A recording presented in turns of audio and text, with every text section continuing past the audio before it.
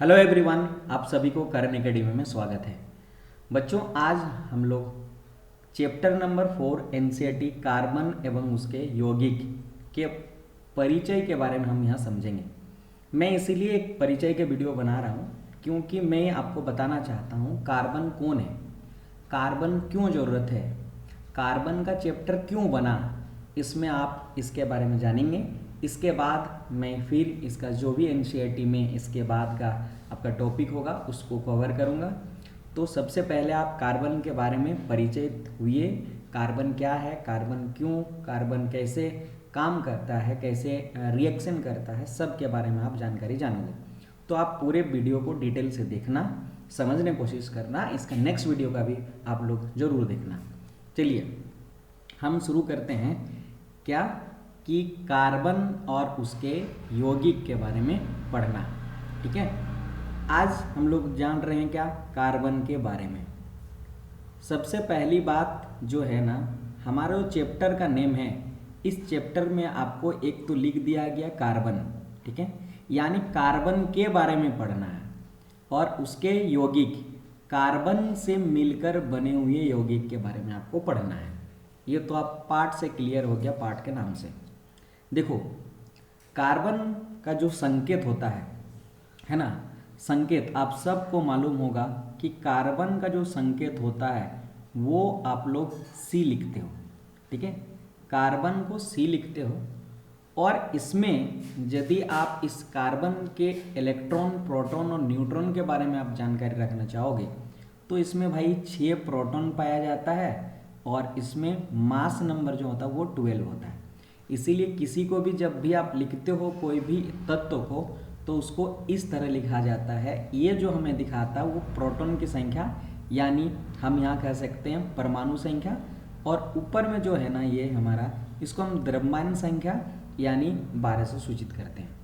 ठीक है, कार्बन यहाँ पे एक यौगिक बनाता है। यौगिक क्या है? यौगिक दो या दो से अधिक पदार्थ एक निश्चित अनुपात में मिलकर बने हुए पदार्थ को हम यौगिक कहा जाता है। जैसे यहाँ पर अगर हम बात करें, एग्जाम्पल ले रहे हैं, मैं आपको समझा रहा हूँ यौगिक क्या है। तो ये हाइड्रोजन, देखो H2O, तो आप यहाँ समझ सकते हैं कि हाइड्रोजन के दो है ना अणु, परमाणु, और ऑक्सीजन के एक परमाणु, दोनों मिलकर यहाँ पे 2:1 यानी 2:1 में यहाँ पर शामिल हुआ है और ये H2O का निर्माण किया है। तो ये एक यौगिक हुआ, एक निश्चित अनुपात हुआ। तो हम यहाँ कार्बन के यौगिक पढ़ेंगे, कार्बन से मिलकर बने हुए। चलिए सबसे पहले समझते हैं कि बोला गया कि कार्बन और हाइड्रोजन से मिलकर बने यौगिक को हाइड्रोकार्बन कहा जाता है। ध्यान से समझना है अभी कि कार्बन, जैसे मैंने बोला कि C, ठीक है, हमने आप लिखा कि C6H12 या H14 लिखा मैंने। अब आप इसको देखो, यहाँ पे क्या है, कार्बन है और हाइड्रोजन है। तो इस कार्बन और हाइड्रोजन से मिलकर ये जो यौगिक बना है ना, ये यौगिक भी है। तो ये जो यौगिक बना यही हमारा कार्बन का यौगिक है, एक निश्चित अनुपात में कि 6 कार्बन है और यहाँ पे 14 हाइड्रोजन है। तो ये हमारा जो बना हुआ इसको हम हाइड्रोकार्बन कहेंगे, क्योंकि हाइड्रोजन और कार्बन से मिलकर बना है इसीलिए हाइड्रोकार्बन। कार्बन का संकेत जो होता है वो हमारा C होता है। जैसे कि मैंने बताया यहाँ पे, कार्बन में 6 इलेक्ट्रॉन्स होते हैं, 6 प्रोटॉन्स होते हैं और 6 न्यूट्रॉन्स होते हैं। यदि आप इसको भली भांति से समझना चाहेंगे तो इसका आप इलेक्ट्रॉनिक विन्यास करना पड़ेगा, तब आपको समझ में आएगा। देखो, इलेक्ट्रॉनिक विन्यास जब भी आप कार्बन को करोगे ना तो इसके देखो क्या होता है, पहले कोष में 2 और दूसरे कोष में आपके पास कितने आ जाएंगे, 4। तो यानी यहाँ हम जानते हैं कि कार्बन के 6 है, इसीलिए हमारा यहाँ 2 पहली कोष में और जो बाहरी कोष है जिसको हम लोग बोलते हैं 4। ठीक है, यदि आप इसको ऑर्बिटल की सब कोष में आप अरेंज करोगे तो आपको ऐसे को मिलेगा देखने को, जहाँ पे आप देख सकते हो यहाँ पे आपके पास एक इलेक्ट्रॉन और एक इलेक्ट्रॉन, और जो दूसरा वाला जो हमारे पास है ये कोष, दूसरी कोष है, इस पर आपके 4 इलेक्ट्रॉन्स प्रेजेंट है, 1 है ना, 2, 3, 4, इस तरह से आप समझ सकते हैं। तो हम लोग अगर समझें 6 इलेक्ट्रॉन कहाँ से आया, 6 प्रोटॉन क्या आया, 6 न्यूट्रॉन कहाँ से आया कार्बन में, तो आप समझो है ना, जितनी परमाणु संख्या होती है, परमाणु संख्या जितनी होती है, परमाणु संख्या जितनी होती है वही हमारा क्या है, परमाणु संख्या ही हमारा प्रोटॉन है। तो हमारे पास अगर बोलें प्रोटॉन को, इसको हम लोग जेड से सूचित करते हैं, तो जितनी परमाणु संख्या कार्बन का 6 हुआ, इसीलिए इसके प्रोटॉन की संख्या 6 होता है। ठीक है, तो आप बोलोगे सर प्रोटॉन कितना मिला, 6। ओके, और आप जानते हो कोई भी तत्व अपने आप को न्यूट्रल होता है। न्यूट्रल का मतलब ये है कि उदासीन होता है, यानी इस पे कोई भी प्रकार का आयन चार्ज नहीं पाए जाते हैं। इसीलिए हमारा कैसे उदासीन होगा, क्योंकि 6 प्रोटॉन है और प्रोटॉन एक पॉजिटिव चार्ज है, तो उदासीन होने के लिए नेगेटिव 6 चाहिए, मिल के हमारे 0 बनेगा। इसीलिए इसमें इलेक्ट्रॉन की संख्या कितनी होती है, 6 होता है, ध्यान में रखना है।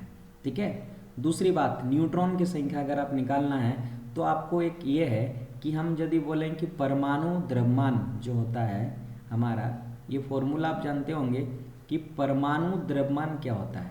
ठीक है, परमाणु द्रव्यमान, और परमाणु द्रव्यमान को हम लोग ए से सूचित करते हैं। तो A इक्वल टू हमारा जितनी प्रोटॉन की संख्या होती है और जितनी न्यूट्रॉन की संख्या न्यूक्लियस में पाए जाते हैं, यही हमारा द्रव्यमान संख्या है। तो यहाँ पर आप देखो परमाणु संख्या आपके प्रोटॉन की संख्या है, न्यूट्रॉन की संख्या निकालना है, द्रव्यमान की संख्या भी आपके पास है। तो मैं यहाँ से क्या कर सकता हूँ, A द्रव्यमान संख्या हमने आपको बताया 12 है इसका, तो इस 12 द्रव्यमान संख्या को लिख दिए। प्रोटॉन की संख्या 6, बचा हमारा न्यूट्रॉन की संख्या n। तो यहाँ से आप n निकालोगे तो n equal to 12 minus 6 equal to 6 निकल कर आएगा। तो यानी न्यूट्रॉन की संख्या अगर आप देखोगे तो आपके पास यहाँ 6 न्यूट्रॉन की संख्या हुआ, यानी आप कह सकते हो कि न्यूट्रॉन की संख्या भी 6।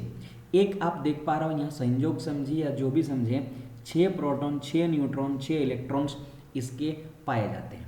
यदि अगर हम बात करें कार्बन की उपस्थिति, यानी कार्बन पाया कहाँ जाता है, तो कार्बन भूपर्पट्टी पे भी पाया जाता है और वायुमंडल में भी पाया जाता है, ये याद रखिएगा।